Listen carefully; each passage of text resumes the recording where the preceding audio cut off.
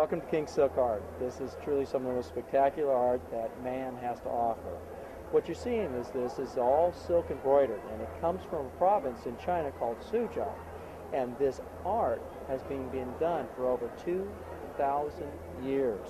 There are families that were put there by the emperor to embroider his robes.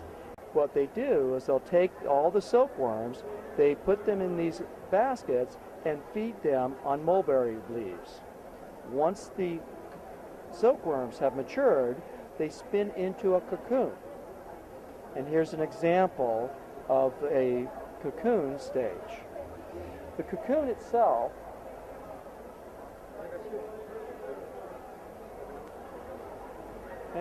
and what they do with this is they'll take a vegetable dye, permeate the silk with the dye. So what you're looking at is an organic to an organic. So the dye becomes a permanent fixture in the silk thread, and so it will never lose its color.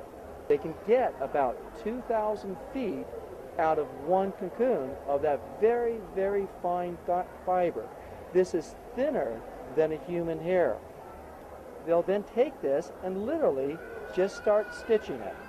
As part of it, the first thing they'll do is they'll split the thread down to a specific count of the thread itself.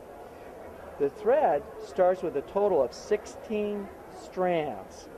Depending upon the quality of the piece, they will determine how many strands they use to actually do the work. Something like this, like a tiger for example, these top quality pieces will take anywhere from months to years to complete. So if we look, for example, at the back of one piece, and here you can actually see that how lovely it actually is. And if you were to rub your hands over it, you can actually feel the little knots. This is actually one of the key elements to tell you that this has actually been stitched by hand. So in fact, if we turn it over, and there's the front. Absolutely wonderful.